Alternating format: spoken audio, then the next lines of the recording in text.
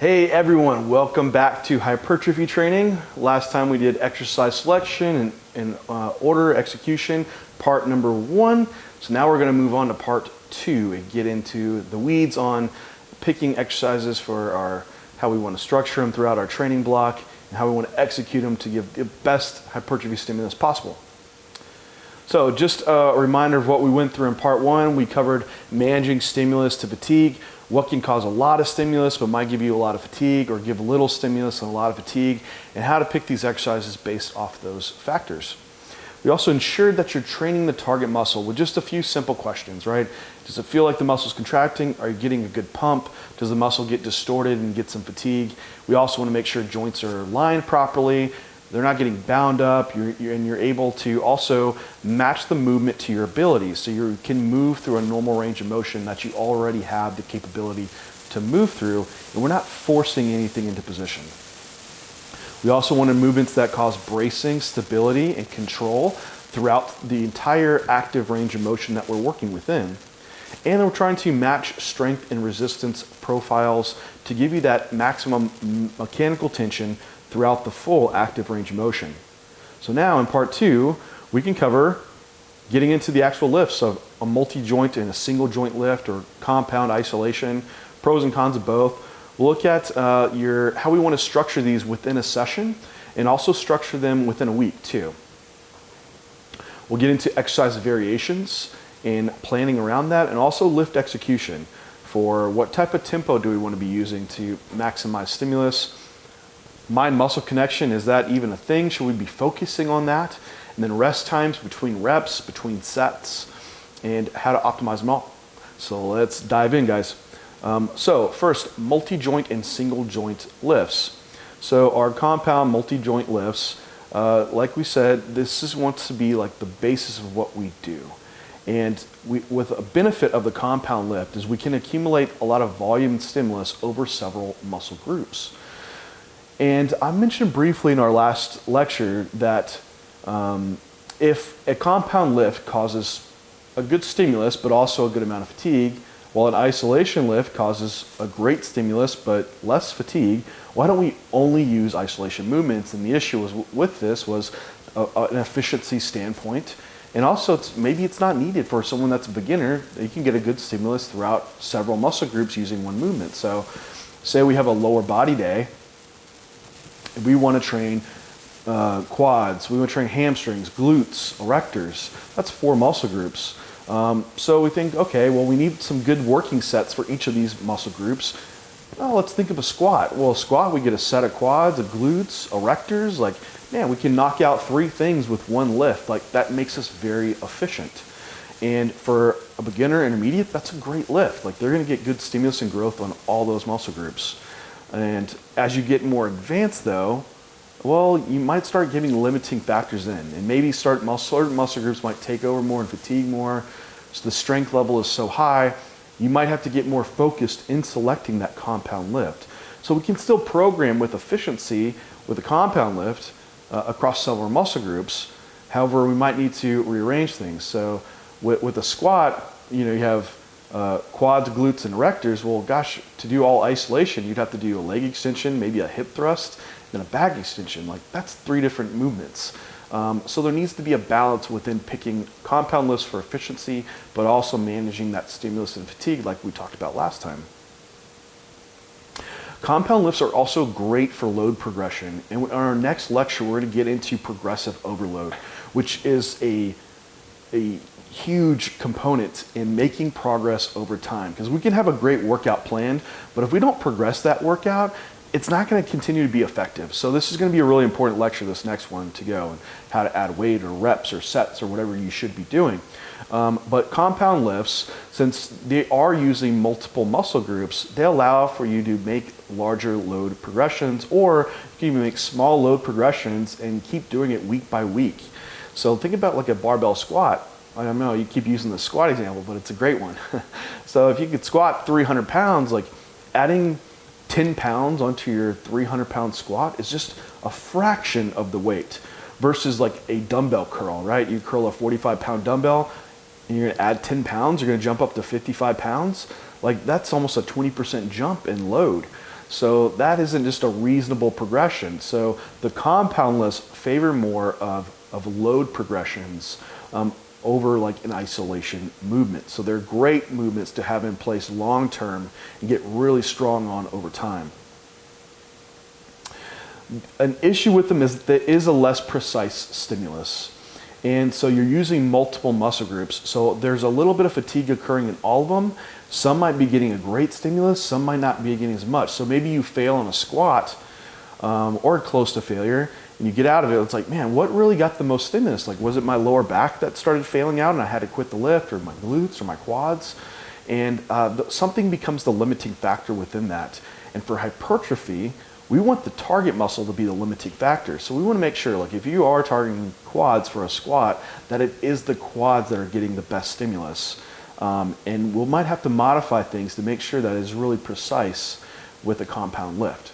Example might be, hey, my squat, I don't really feel my quads. Well, we're going to move to a hack squat. That takes the erectors out of it for the most part, and we have more focus on just the quadriceps. And I keep saying this, so the compound lift does create a greater overall systemic fatigue, right? So more stimulus can mean more fatigue. So if you're stimulating a lot of muscle groups, you're going to have a lot of fatigue generation, which can be fine and acceptable. However, we have to realize that the subsequent exercises we do for the day are going to be affected by that systemic amount of fatigue, and performance won't be as good as the next lifts that we program. There's also a greater learning curve. And the issue within this is that with a new movement that's very technical, you haven't developed the neurological and movement pattern proficiency yet to allow for the amount of loading you need to stimulate hypertrophy, right? So you need to be able to give the maximal muscle fiber recruitment, get all those fibers firing to lift heavy loads. But if you're not like controlled in the movement and you're trying to gain this control, you're not going to be able to actively target those fibers that you truly want. Like if you're trying to stabilize with your glute medius and your ankle, and you're trying to coordinate this squat, and you won't be able to really give everything you can into your quads until you've really learned and become proficient in that movement. So there can be a set point where you're not really getting great growth with a movement that's very technical until you get proficient in it. Now, compound lifts, they should still be the core of your program and progressed over long term. And this is the key, is that compound lifts are great for progressive overload, which is going to be a driving factor for us in making sure that we're progressing and growing over time. And I would still select them based on the area for emphasis. So, if you need more quads, like we keep giving example, maybe a hack squat's a great example for that.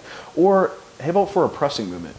Hey, gosh, my triceps, they just lag behind everything else. Well, maybe we'll have a close grip bench press as a compound movement selected.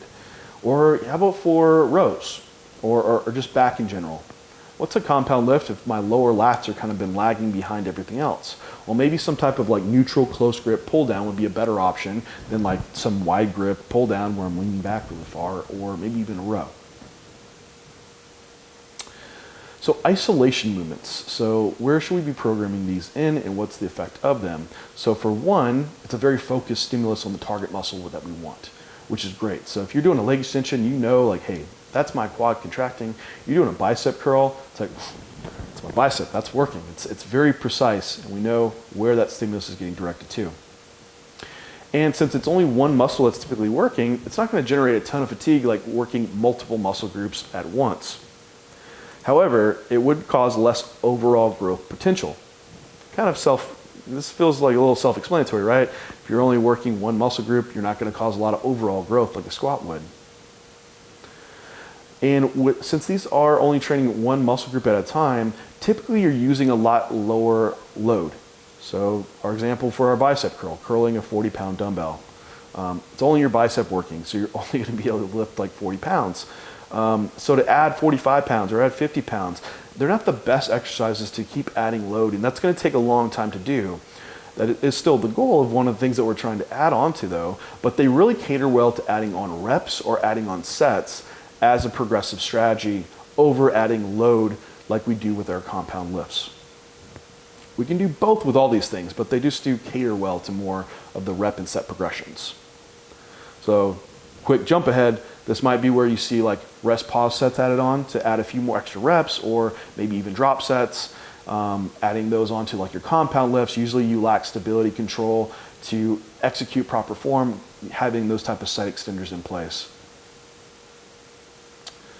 Less learning required with isolation movements.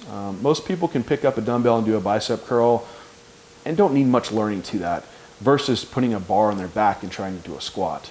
So you can get very productive quickly in hypertrophy doing movements that don't have a big learning curve. And so this is why I kind of favor having more machine work or very braced movements for beginners in place, because we can get productive growth right away, but still have some movements that allow for learning and technical proficiency of those intricate compound movements. And then for your isolation movements, they're definitely going to be selected based on area for emphasis. So if you're doing back and you have like awesome traps that just grow off your compound movements, you probably don't need to be doing some shrug work, and maybe you don't have great biceps. So the end of your pull day, we're going to add on some bicep isolation work over trap isolation work. So put them on the area where you need emphasis. Maybe you need a little bit of everything, and they won't be covered entirely by our compound movements. Another example might be on your push day, having a chest press, a shoulder press, a tricep press. But you know what? Your side delt doesn't get a lot of work, right? It does get some, so we might need some isolation work to make sure that we're completely covering all muscle groups and having uniform hypertrophy occur. So looking at multi-joint lifts and single joint lifts, let's start talking about how we want to order these things within the workout themselves. So I would recommend putting multi-joint lifts first.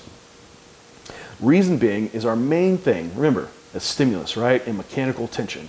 So we want to give our movements that have the highest output and performance ability first. We don't want that limited by a bunch of fatigue, by little exercises that aren't giving us great stimulus. So if you're doing like a million sets of leg extension, then you're doing leg press, then you're trying to back squat at the end of your workout, like your back squat's going to be shit. Like you'll be so fatigued, you won't be able to control it. You won't be able to load optimally on a movement where you can really get a lot of load in performance out of. So we want to structure those movements first. So begin with the multi-joint movements that require the most demanding. So this is demanding effort-wise, but also demanding technique-wise. Because we want, remember, bracing, stability, and control. Movements that require a lot of technique, require a lot of control, we want to do those when we are fresh. Because one of the first things that will start to really diminish quickly once you are fatigued is the neurological state, motor learning, and motor patterns. So you won't be as proficient. You think about like a technical move outside of lifting, like throwing a football. If you're really excited, you're probably not going to focus well, and you might just throw the football and you might miss where you're trying to aim at, versus being something really precise. Or even better example, throwing darts, right? You have to just concentrate and hold everything still and throw your dart precisely at the target. Versus like if I had you go run like 5 miles and try to throw darts, you might not be that great at dart throwing. Thanks for sitting through my shitty examples. And then secondarily, we want to focus on weaknesses for development, and not second as importance, but we should still prioritize how we can give high output first, and then weaknesses from there. And so, like I mentioned in this last slide, picking compound moves that can put emphasis in your weaknesses, but are still those high output moves that we put first in the session. So we have some little arrows here, and it's not that free weight is greater than machine work, but it's just free work should then lead to machine work. So a free weight like movement might come first in your session.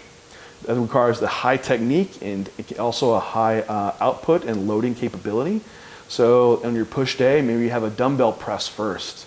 Requires a lot of coordination, a lot of technique in doing so. Once you have some fatigue there, we don't want to go on to something that's going to require even more control. Let's go to like a machine press, like a hammer strength press or a pin-loaded chest press, something that's more braced, stable, won't be as fatigue generating, but can still good stimulus.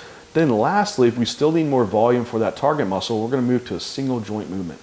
So an isolation work. So on our push day, then we're going to have like a fly in place if you need that extra pec volume. So single joint lifts, should we put them first or last? pre-fatigue or not pre-fatigue. These are things done commonly in bodybuilding, right? So pre-fatiguing, it does create some local fatigue, but also central fatigue might be limiting subsequent lifts. So this is something that we're always considering in these things is whatever exercise first might have enough fatigue generation to where it's going to limit you in the subsequent sets. Now it will be localized, so if we were doing tricep push downs and we cause some localized fatigue in the triceps, you might not perform as well going to your bench press that has triceps, shoulders, and pecs involved. Also, there'll be central fatigue, so an overall systemic effect that will be occurring, which might limit just activation of all the muscle groups that are trained in, say, the bench press. But it may limit the stimulating reps when the target muscle is already the prime mover in the multi-joint lift. So what I mean by that is, say a leg press is a great movement for the quad. The primary target muscle is going to be the quadriceps. That's going to be limited for the most part if you're setting it up reasonably. So if you're doing a leg extension first, you're definitely going to be limiting the ability for the quad to perform in the leg press. And a movement that has very good loading in the lengthened phase, it's probably be kind of suboptimal. And you have to go back to our length tension relationship, that longer muscle lengths, loading them has a greater hypertrophy effect. So if we're doing a leg extension that loads in the shortened phase, then moving to a movement like the leg press that loads in the lengthened phase, we might be limiting our hypertrophy outcomes. Now, we also, I think, what is the benefit though for using isolations first? Because I know there's a lot of older lifters, and you see a lot of them do like leg extension first, like, I feel like I got to warm my knees up, and then I'll move on. So I got to pre-fatigue a little bit, and I think that can be fine. You just don't want it to limit you in your next exercises. So I think utilize them more for a low fatigue activation sets or warm-up sets. So not going to failure, not really repping them out to build a lot of fatigue up. But if you need to activate and get like your knees warmed up or something like that, and that makes your leg press then feel better, do it that way. But don't do it in a way to where you're doing failure sets and now your leg press performance has dropped off substantially. And then I would say if the main lift doesn't target the intended muscle, pre-fatigue is not the answer. Select a better multi-joint lift. So it's like, oh, well, I don't feel my quads squatting, so I have to do some leg extensions first. Then I'm going to go squat so I can feel my quads. It's like, this is a little bit overthinking, and you're limiting your performance in your squat now. So if the squat, you don't feel your quads, well, let's take a step back. Maybe we should pick a better squat pattern. So maybe you should do a front squat or a safety bar squat or a hack squat. Then we can do our leg extension later on in the session.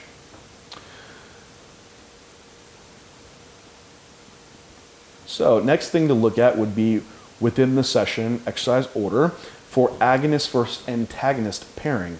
And all this means is that do we want to do, if we have a upper body day, do we want to do our shoulder press, then our chest press, then our chest press, all of our pressing in a row, then go on to our back work, or our row, then our pull down? Do we want to do our back work first, then our pushing, or would we want to alternate them? Agonist to antagonist. So do a vertical or a horizontal push into a horizontal pull, then a vertical push, then to a vertical pull. These very reasonable things to think about. So above all, the still thing is prioritizing the load. So you still want to go in the order of your most demanding technical lifts first, and then weaknesses as well. So if it's a push day, or let's stick with our upper body session, and you say like, man, my shoulders are the weakest out of all my body parts. Like I need to bring those up. And I'm doing a dumbbell military press. So it's a very technical move as well. And so we can put that as our first movement of the day if that's an area that's technically demanding, effort demanding, and also is a weakness within our physique. And we could rotate exercise that uphold this concept as well. So maybe the next thing that would be weak on us would be our back. And we have a barbell row structure next. So we're going to do our dumbbell military press into our bent over barbell row. And that way we hit our some demanding exercises first, high technique, that also put emphasis in our weak body parts. And the argument could be is that, hey, moving from your shoulder press into your bent over row, you kind of drop off some localized fatigue in your pressing muscles. And then moving back to a press from there, you might gain a little bit and be able to uphold that performance in those, like your next bench press.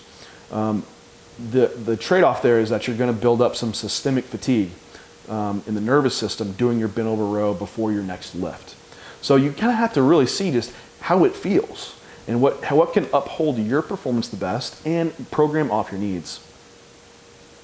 So these are some upper day examples that we can look like. So our upper day, it might be a push, then a pull. So it might be like an overhead press into a chest press, to a row, to like a pull down. Or we might have that vertical press to a row, to a horizontal press, to a pull down. Or if our back is just terrible, maybe we have the row to a pull down, to a shoulder press, to a chest press. So this has a lot of flexibility with programming based off of output and based off of physique needs and catering it to you. And you don't have to keep one set rotation. You could flip it. And I actually kind of favor that, especially for like beginners, intermediates that need to just bring up everything. If you have one upper body day and it's like only push, then pull, like gosh, over time that might lend your back to being a little bit less developed. So maybe you have an upper body day that's push, then pull, then your next one flips and you go pull to push. And you can keep rotating those patterns and have some variation within that. Again, program off what you need, not off what I need or what someone else needs. Next thing we look at, so we have looking at our exercise order within a session. We want to look at it for the whole week. So over 7 days or 10 days or whatever makes up your normal rotations within your split. So we have localized fatigue and stimulus to consider. So by training a muscle 2 to 3 times a week, this can cause overlap and recovery issues within a specific muscle. So the example here that I give would be deadlifting on a pull day fatigues your erectors for squatting on leg day. So if those days are too close together, you have your pull session and that's going to be followed by your squat session, there'll be some carryover in local fatigue, so your erectors are just sore, right? And now that's a limiting factor on your back squat. And now that's not catering well to stimulating quads and having a high output movement and also being able to target that area that you really want. So a solution to that might be, well, I'm going to deadlift on my pull day, but then rather than back squat on my leg day, I'm going to do a leg press. So I'm going to take the erectors out of it and save them since I'm stimulating on the day before. So this crossover effect is something that you need to consider between muscle groups. The other thing to consider would be systemic fatigue and stimulus. So high volume, high effort sessions will generate large recovery debts and CNS fatigue. So a leg day. So a leg day is always super taxing, has a high energy demand. If this is followed by another really high energy demand, high effort day, there'll be some carryover fatigue into that next day that's going to limit you. So if you have a leg day that follows into like a really hard back day, your back day might be a little bit suboptimal and not have the greatest performance. You might need a day's rest between those two. Or you might need to just move that back day earlier in the week. You could also program to have an easier day, easier being, not easy as far as just taking it easy, but maybe a session that's a little bit less energy demanding. So maybe a push day, right? It's nothing like a leg day effort-wise. Maybe we program that between our leg day, push day, then our upper body day. Or maybe we have a session that is like a higher rep range that doesn't have those really, really heavy loads that require a lot of central nervous system fatigue. So those are considerations. So even that same deadlift that's very, very fatiguing locally for like our erectors will create that systemic fatigue that will affect the next day's training bout as well. So I think the simple question to ask about this, and it's Some of this is very intuitive, and we kind of do it already. Like, man, that workout yesterday just kicked my ass. I feel like shit today, and I can't train. Maybe I should change something. Some of this is just, almost common sense. But I think, is if you're moving into a session, and is the target muscle of the day weaker? That's a pretty clear indicator. If something's weaker, it's not recovered. Is the target muscle still very sore? If it's still very sore, then you probably did too much direct volume for that muscle group in your last session. And did you just feel that high level of fatigue? You feel like kind of down, don't have a lot of energy or motivation to train. If you do, you're still carrying that high amount of fatigue that's going to affect that current day of training. Then we have exercise variety. So how much variation should we have within these exercises that we're picking? And there can't be too much variety. So like unfamiliar movements are less productive for hypertrophy. And we already covered this, so I won't go into it more. Require more skill acquisition and harder to track progression. So if you have someone that's doing all these different lifts, an a B, a C, a D workout, and it's like, man, it takes me 4 weeks to get back to my first session, and I still haven't learned it. Like if you wanted to get good at something, you need to be doing it repetitively, right? If I told you like, hey, you have to become the best squatter in the world. It's like, well, I'm going to squat once every other week. It's like, no, you probably squat every day, right? You probably do the same thing every day to get really proficient at it. Same kind of thing. So too much variety can be a bad thing. We also don't want too little variety. And since hypertrophy, we're not training like for a lift that we have to have performance on specifically, we can have some variety in there. And I think having some variety is also good for repetitive movement injuries. So if we're always doing the exact same movement, for the most part, we're stimulating fibers in the exact same way, connective tissues getting loaded in the exact same pattern, and also is breaking down in the same patterns. So if we have slight variations, you have slight variations in how fibers get accreted, and also how connective tissues is affected as well. So it's good to prevent repetitive movement injuries and connective tissue damage. Also, too little variety might decrease strength outcomes across the board. So if you're only good at one thing, you might not get good at a lot of the other things. Simple as that. Also lacking full muscle development. So we have lots of movements that have different functions across different joints. For instance, the rectus femoris of the quad. In squat and leg press, you don't get a lot of involvement of it. It really needs the leg extension to get more activation. So if we're only doing like the leg press only, we might not get full development of all the quadricep muscles. So you need enough variety to make sure you're working through all joint functions and functions of those muscles. And enjoyment. Gosh, doing the same lift every day, it's just not fun. And that comes down to like our number one programming thing that we covered is adherence, sustainability, and enjoyment. You have to kind of like what you're doing. So pick lifts that you're excited about, have enough variety to keep it interesting, and then not too much to where you can't track those things over time. So, some variety is good. You can have improved strength outcomes. There's been shown to have improved uniform hypertrophy and also decreased repetitive movement injuries. But progressing lifts is still the priority. So always keep this in mind. So keep multi-joints lifts the same if they are progressing. So we don't need to always be switching up our multi-joint lifts. And it's simple as that. Like if the lift is progressing, just keep doing it. That's our goal. Is if you're getting stronger and you're progressing your lift, then keep that lift in place. It's like, well, shouldn't I switch it? Well, why are you going to switch it? Is it getting stronger in it? Yes. Then keep it the same. Simple as that. You could rotate single joint lifts more often though. That could be week to week and just have like a pool of exercises that you pick from if you need that much variety, or maybe it's just rotating those out every mesocycle or every few weeks. This might bring about also having a workout A, B, C rotations.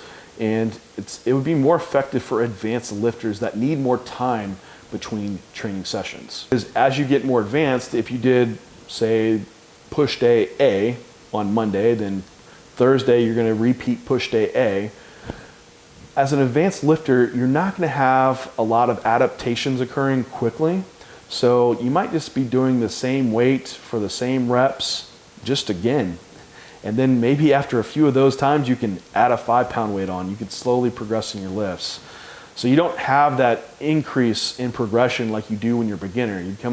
beginner, you give him the one workout on Monday, and all of a sudden he can do the same workout on Thursday and add weight, add reps, and just improve, right? So an advanced lifter, they just need more time between lifts, and they probably would need more variety too. So keeping on with execution, mind-muscle connection. So internal cueing is great for learning proper movement patterns, and I think this is very, very good for beginners. Once you become advanced, I think this almost becomes intuitive, but not that that an advanced athlete can't benefit as well if they've already ingrained poor movement patterns within movement. And when we do have this like mind-muscle connection and focusing on a muscle, what kind of intuitively happens is there's not necessarily this increase in activation by doing so, but there's an improvement in antagonist and synergist muscle activation, which improves stability and control, which then allows that target muscle to produce more force. So if you're squatting and you're thinking about your quads, and you're like, all right, I gotta have tension on my quads, you will inadvertently have better activation of the antagonist muscle, the hamstring. You'll also maybe have improvement in like the piriformis, maybe the glute medius, maybe your psoas, all these synergy muscles that control where you're moving in space, and you actually all of a sudden have this greater stability. And if you have stability, you can produce a lot of force. So in turn, by having this focus, you create this internal cueing within yourself to have better muscle activation for your target muscle. So there is something to this, and I think that can help with beginners as well, because you can have an externally the movement. I can see someone squat and be like, man, that looks great. Like, where do you feel it? And you're like, I have my glutes. It's like, well, man, that looks like you should really feel it in your quads. It's like, I don't feel it there. It's like, well, what's going on? So just because something looks right and everything's in line properly doesn't mean that someone's activating the musculature in the way that we intend for them to. There's also like, you can get more into these rehab modalities, and sometimes there's not a lot that we can do with it, but there is some. There can be a lot of internal compensation that occurs. So if people have had movement dysfunctions or injuries in the past, they can find ways to keep doing that same movement and use other muscles to do so. And I've done this, and we all do it. And I've come to like have like overuse injuries. So like shoulder pressing, I would force myself into a shoulder press and do it. And what would happen is like I didn't have the rotator cuff stability and strength to control this movement. And then, so I wouldn't properly create a lot of force. So what would compensate would be my pec minor, also the coracobrachialis. I started getting all these pains and injuries in my front delt. And what was that from? It's like, well, I wasn't able to truly contrain my anterior deltoid doing so, because I didn't have control, and I was also compensating in the movement pattern. But it looked great. Like I looked perfect overhead pressing, but it wasn't functioning properly internally. So just because it looks right doesn't mean it's all in training what we intend it to. So back to a simple application. Do you feel the target muscle working? Do you feel any pain or uncomfort doing that lift? And if so, it's time to reevaluate and maybe choose a different lift. But there would be more potential for beginners than advanced lifters, and it can be limiting in progressive overload too. Because I've seen people, and I quote this from Joe Bennett, is like, you know, the guys with the pink dumbbells, the pink dumbbell approach, which you gotta like, you know, twist your pinky this way and hold your one pinky up, and then you can curl your bicep and you're activating like this one little muscle fiber here, and all of a sudden it's like so controlled and within this tight range that you never increase load and never train hard. And that is far from what you want to be doing, because we look at some of the top pros, a lot of them don't have the best execution of form, but they train really, really goddamn hard. And if you're doing that, you're training really hard, even though form might be compromised, that's going to get you most of the way there. So form is definitely important, but you don't want it to be so much emphasis that it limits your ability to have progressive overload occur and just get stronger and train harder. So lifting tempo. So this is another way of execution, of how slow and how fast we should move through repetitions. And so I would recommend doing a controlled eccentric, so a 2 to 3 second eccentric phase. And the slow eccentrics increase time under tension, which, what do we really want here in this movement pattern? And the eccentric is basically for a way to get back to a concentric muscle contraction.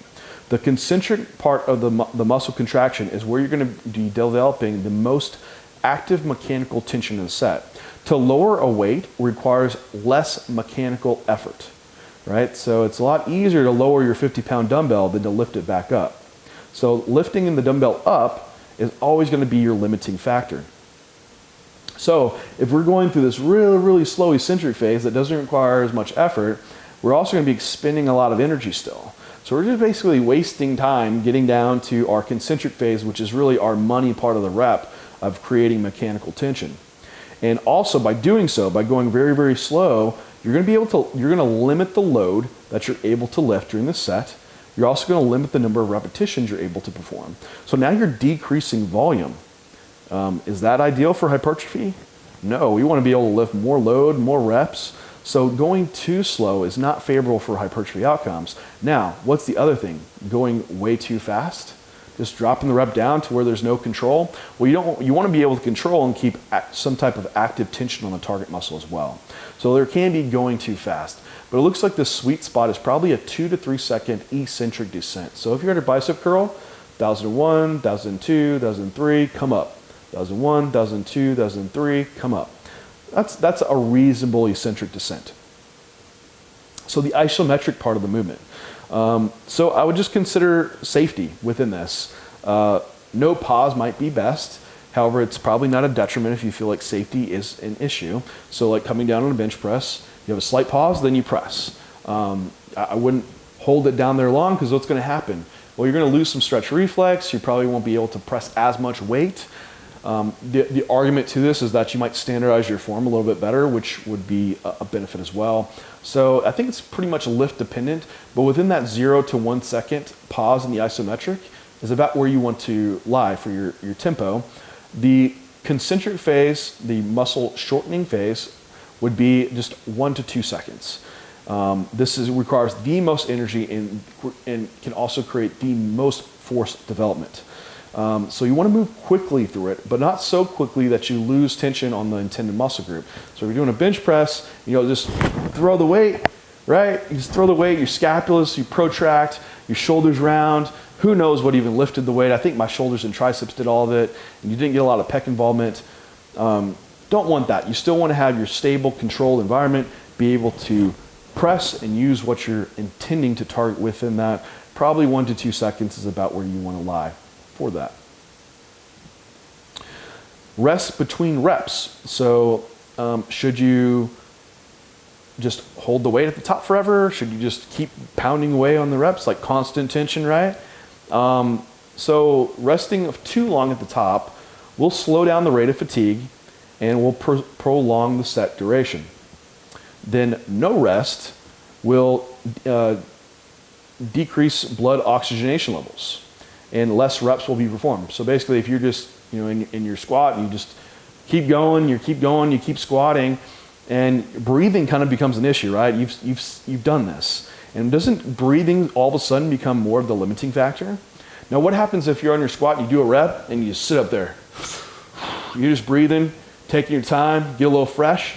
You do another rep, stay fresh and do another rep. It's like, man, you can go on for a long time like this. So there's a balance between it. So you want to rest enough to not limit performance from cardiovascular capacity, but you also don't want to, but not like too much towards excessively prolongs the set. Because at some point you're going to have to reach muscular failure.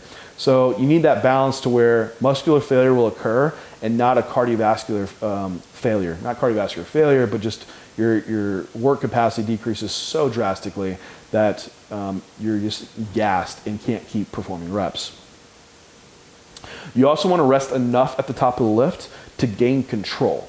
So if you are moving so quickly through the reps that your movements can be shifty and you're not using your target muscles anymore and have that stability and control, that's not having enough rest.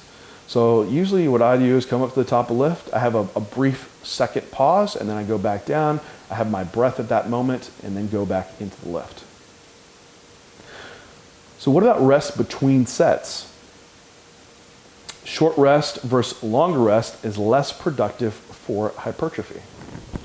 And so think about this. When you have a short rest period after your set, so let's keep using our squat example, you do a back squat. You rest for 30 seconds and you jump right back onto the back squat. You're huffing and puffing. Maybe you get like 2 reps. You did 8 reps your first time and now you do 2. Why would that be less productive for hypertrophy? It was fucking hard. Hell yeah. Well, it goes back to our thing about stimulating reps. And we need a certain amount of these stimulating reps within a set. And that might be somewhere around 5. So if you are so fatigued, cardiovascular-wise, locally, and systemically through your nervous system, that you can only produce a couple reps, you won't be accruing enough of those reps to give an adequate hypertrophy stimulus. So what's going to happen is you're going to need more sets to do so. And so you might have to do another 30-second rest and do another set and then another set. But all that fatigue is also going to make every one of those sets less stimulating because you won't have as good motor unit recruitment. So what would be more effective is having a rest period of 2 to 3 minutes between your sets, kind of this return to baseline heart rate and breathing patterns to where cardiovascular system is not the limiting factor, and you can still uphold loading in gym performance and output. Remember, we want mechanical tension to be high. We don't want to just jump back into a set and not be able to lift optimally. These are the main driving factor behind an optimal set. So this gets you thinking, right? Well, what about other sets that are set extenders that use these short rest periods? We have rest pause sets, drop sets, and other ways just to extend sets like cluster sets, which have good application for time efficiency. It might have good application for lifts that aren't maybe as systemically fatiguing or as fatiguing on the central nervous system. But the main thing that we have seen in the research and from an application standpoint is that if it is driving down set performance with your subsequent sets by short rest times, it's going to not create an adequate hypertrophy effect. So rest pause sets, drop sets, these probably aren't the best appropriate way to utilize on your main compound lifts, like a squat. Might be more appropriate for like a leg extension, where that's not going to be cardiovascular wise and won't be the limiting factor. It's also very time efficient. So if you have a set window where you do need to train, rather than doing multiple straight sets, you could implement some drop sets or some rest pause sets in your isolation movements to be really efficient in time. It's also a way to add in some volume if your recovery is just awesome. But I would tell you, master the straight set first. More times than not, I see people that aren't taking their straight sets all the way out. And then they're going to jump into like a drop set. It's like, man, you haven't even fatigued yourself on the first set. So what's the point of doing this next drop set? You're going to use less load. You're going to perform less reps that are less stimulating. It's like you're moving to a less productive means of growth. Maximize the first set before you ever think about moving on to another set extender. And doing straight sets will get you very, very far before you need to utilize rest, pause, and drop sets. All right, so always remember the hierarchy in programming when we're looking at any of these things. And it all comes back to that first lecture, adherence, sustainability, and also enjoyment. So with anything we're programming, we need to uphold that. And so it's always going to go back to that topic. Next in priority will be volume, intensity, and frequency. We want to be making hard sets and organize those sets appropriately throughout the week. Then from there, the next importance will be our exercise execution and selection order. So if ever exercise, like the selection, interferes with the sustainability of something, well then you're going out of your hierarchy of needs. Or same thing is if you're ever picking a volume that trains beyond what you're capable of recovering from, you're going beyond the sustainability factor. And same thing with, this could be even training frequency. If you're training too frequent and you're not able to go through on your sustainability as well. But some people get too tied up in exercise execution and selection and get really tied up in the nuances, and we're getting down to nuances of like picking an exercise, picking off the strength and resistance profile, and whether I should be using a band or a chain. And you get so focused on this one spec, you lose the big picture of what really is encompassing of just doing hard sets, or maybe having a program that you just enjoy and can be adherent to. So always keep this hierarchy in needs. But what I put together was some layout samples that we can look through and look at a full body, an upper lower split, and a push-pull split, and see how to program these and how that order might flow, and give you these templates to look from. So let's check them out. All right, guys, let's look at some examples that we have set up of our programmed. These are just going to be our microcycles that I have programmed. So a microcycle is just 1 week of training, or this might just be a week of your training split. So it's a short-term plan.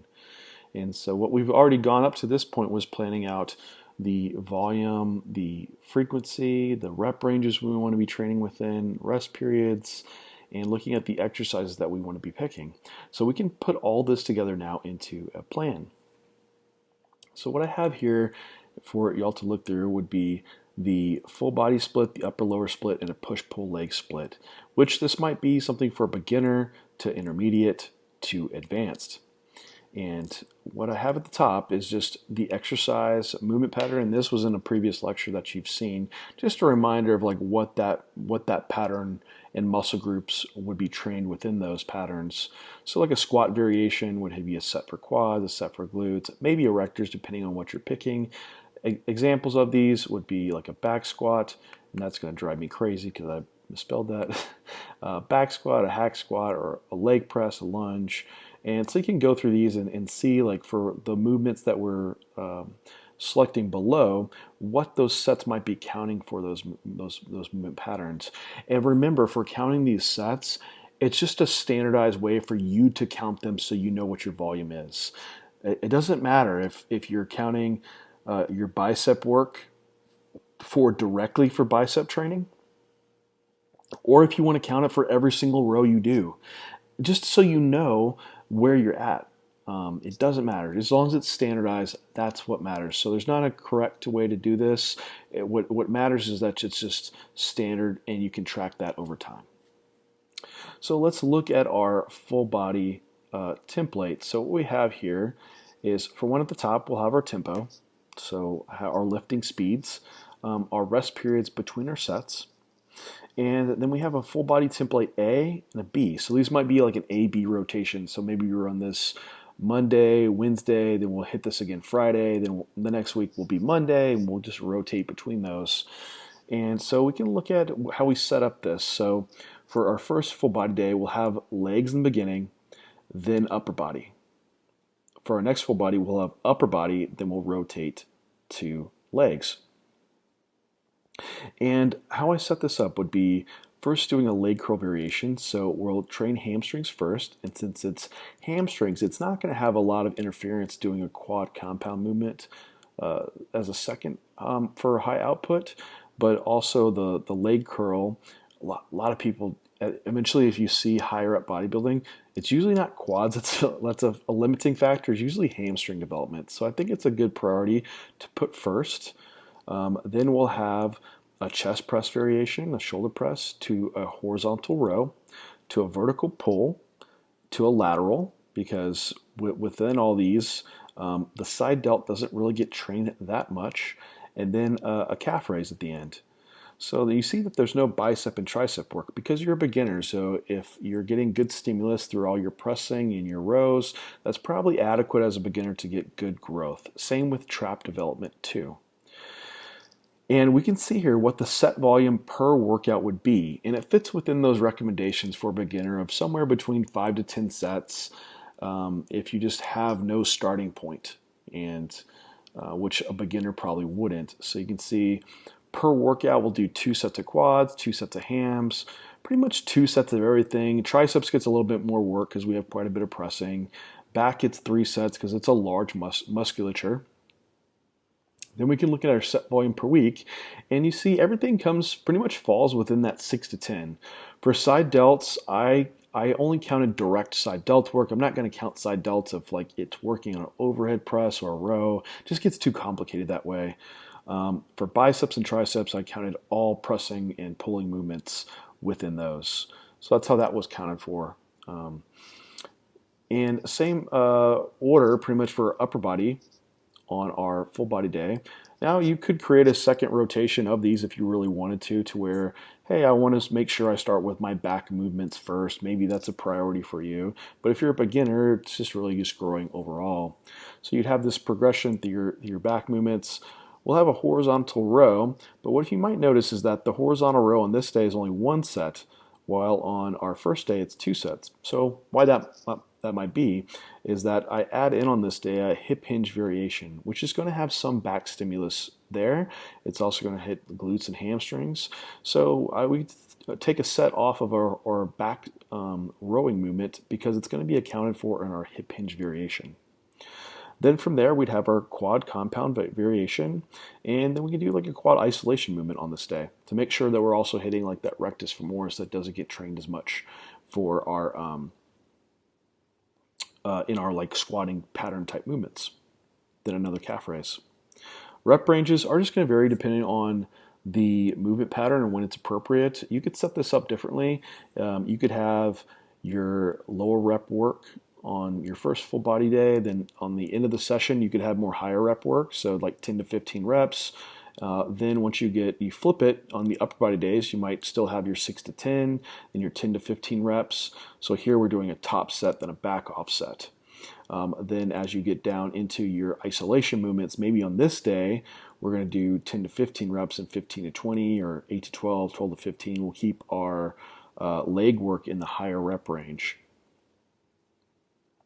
So then we have plugged in some examples of this. So it might be a lying leg curl to a Smith machine squat. Then we'll have a dumbbell flat press because remember, like we want to do our free weight exercises that are going to require a lot of control first. Then something like a Smith machine military press. We'll do our bent over barbell row, then to a pull down to machine lateral.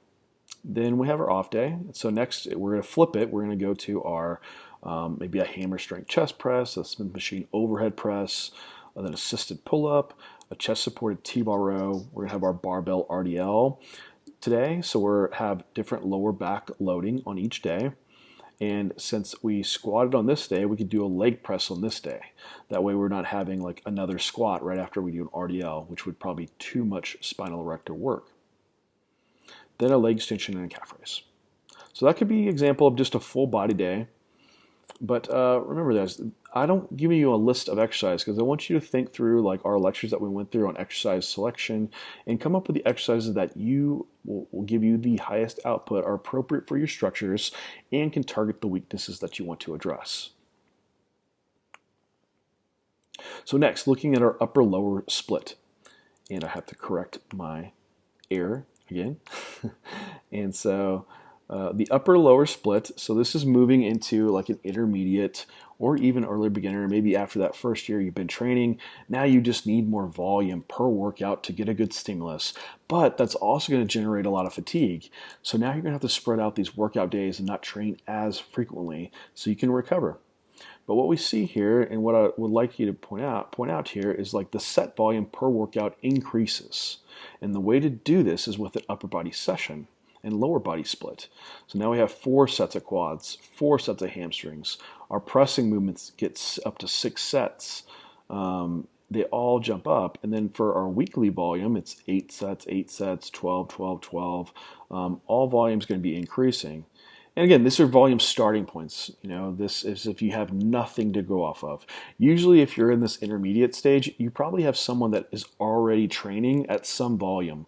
So it would be appropriate to know like, where are you at currently and where should you be going? You probably maybe already have a great volume level that you're training at, and it might just be switching some exercises and movements up.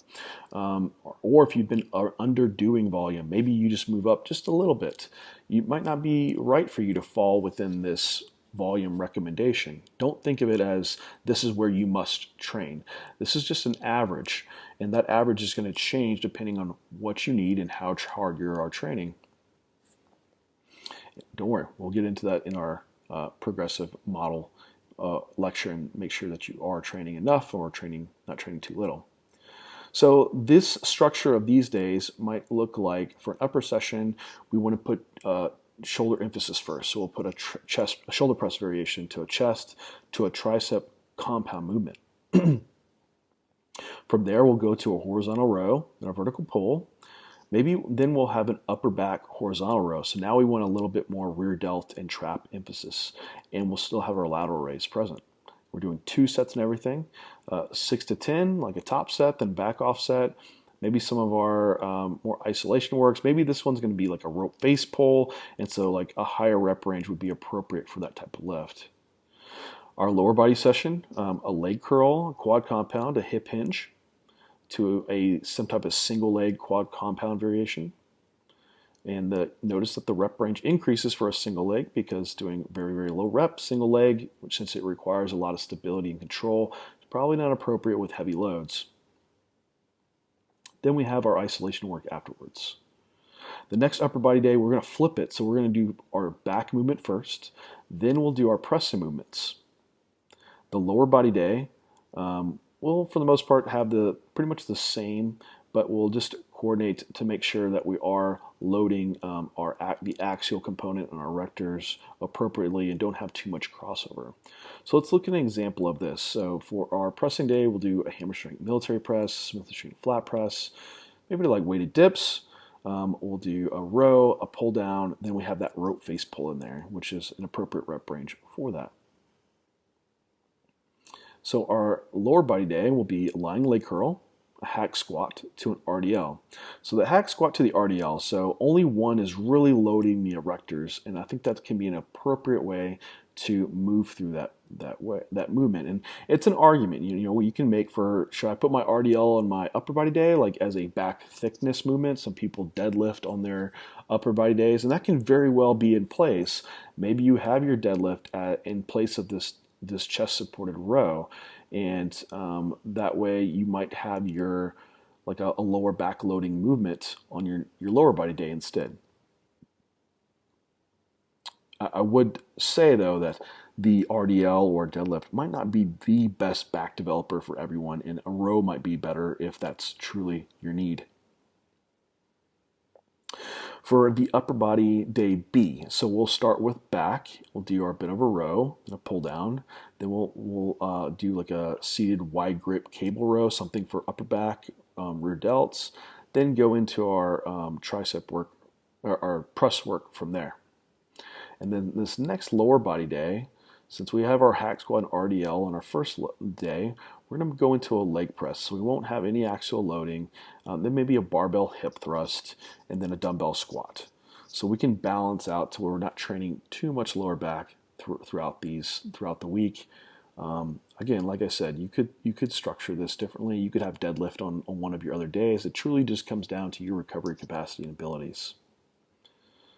So moving to our next split. So once you kind of max this out and you're like, gosh, by the time I warm up for my shoulder press, then to my chest press, and once I get to my row, like I am just exhausted, right? Like and then I'm not growing as much. Like I'm not able to progressive overload my lifts. So what's happening? For one, you're not getting enough stimulus, but also you're developing way too much fatigue.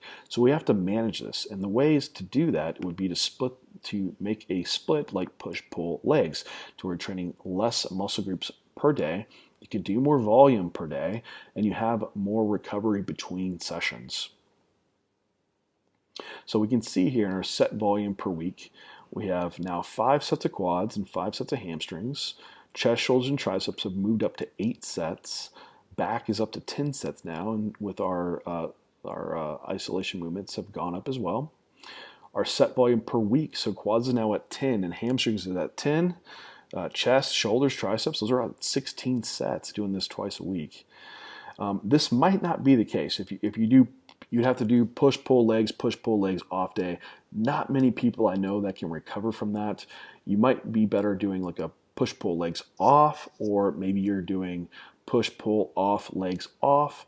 It just depends on your recovery. So these volume per week might drop or decrease, but again, what's important is just managing your recovery capacity and make sure that you're getting enough stimulus per session. So how this setup might look. A push day. So I think on a push day, you could start with the lateral variation, as it's not going to have a lot of fatigue generation and impede any of your high output movements. Then this could go into a chest press, a shoulder press, a tricep compound. Then now we're going to be building in more isolation work, because you need to generate more stimulus but also manage fatigue. So we can do it with using like a chest isolation and a tricep isolation. Then our pull day will have a vertical pull, a horizontal row, some type of other vertical pull, and then like an upper back horizontal row. And then maybe we need more lat, so we have a lat isolation movement, and a rear delt isolation movement, and a bicep isolation movement. Then finally, our leg day. So we'll have a leg curl, because leg curls aren't going to impede our squatting compounds. So we'll have a quad compound variation, some type of hip hinge, still a single leg compound. Then we have some isolation work. So maybe we have a quad isolation work, an adductor, and our calf work in place. So an example of this. So what I made is a push day a push-pull legs A rotation and a push-pull legs B rotation. So we can kind of walk through these a little bit. We have our lateral raise, our pressing movements, and then our isolation movements. And then we have, for our pull day, our row to, our vertical pull to like a horizontal variation, to a different type of pull down, vertical pull, to some type of upper back row. Then we have a lat isolation, rear delta isolation, and a bicep isolation. We'll have an off day, then we'll have our leg day. So lying leg curl, Smith machine squat, do a barbell hip thrust today as our hip hinge, since we have a squat in place, then like a single leg press and a leg extension, and then our isolation work. Push day B, so we'll have some different variations in the lifts that we're choosing on push day than our pull day, and so this one we can vary. So we talked about putting like a deadlift on a pull day. It might make sense to do it here. So you have your hammer strength low row, you'll have your RDL, and this hammer strength low row is something that could be chest braced, then a pull down, and then a chest supported dumbbell row. And I hate when I spell stuff incorrectly. Dumbbell row, maybe a pullover machine, and a rear delt cable fly. Now legs. So since we're doing an RDL here, we want to be considerate that we're not having a lot of overlap going for our erectors going into our leg day. So we could have a hack squat here that won't load the erectors.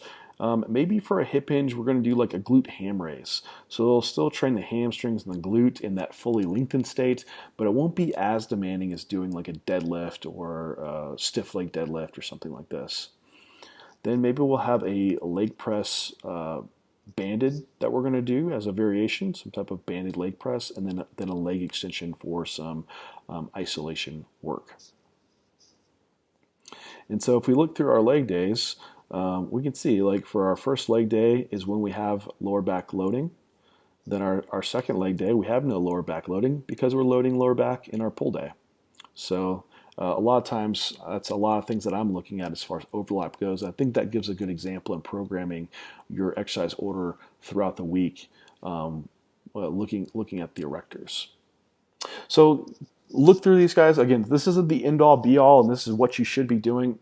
I want you to use all of your previous learnings of what are the templates and applying those templates to fit within what you need for your training. So don't think you have to do 2 sets, 6 to 10, 10 to 15, because we know you just need the right number of sets for the muscle groups to train, and you also know a variety of rep ranges works for hypertrophy. So there's lots of ways to do things, but I do cater towards programming in this way, and have found it effective over time. And we'll just keep building this out now. So we have like our microcycles built. So now we're going to get into building our mesocycles. So stringing together weeks of successful training. All right, summarizing our exercise execution order lecture. So for this part 2, our multi-joint lifts are the main lifts for load progression and should make up the core of our program. Single joint lifts will complement the physique need. It will add volume with less fatigue additions. And then as you get more advanced, you'll probably need more single joint work. And the tempo based around controlling tension is going to be ideal. So probably like a 2-second eccentric, a 0 pause, then a 2-second concentric phase. Rest between sets to regain cardiovascular capacity and not be limiting by fatigue. So 2 to 3 minutes is kind of our ideal spot for rest between our work sets. Short rest times are time efficient, but could be less stimulating for hypertrophy. However, these sets might be appropriate when using it on isolation moves. We can use rest pause or drop sets to add in volume, add in more stimulus, but keep efficiency in check. Exercise orders based on keeping output high for your target muscles per session and planning weekly training based around overlap in stimulus and fatigue. And we want to program with enough variation to allow full development of all musculature through different movement planes and joint actions and allow tracking of progress. All right, so that wraps up our exercise selection, variation, and execution of movements, which is a very important part for hypertrophy. And what we're going to move into next is, since we have this microcycle built out, we have our exercises, our sets we want to do, our reps, our rest periods. Now we want to get into lifting and what should we be doing week to week with these movements, sets, and reps to make sure that we ensure that we're progressing. And so this next lecture will be our progressive overload and get into how we should be training week to week.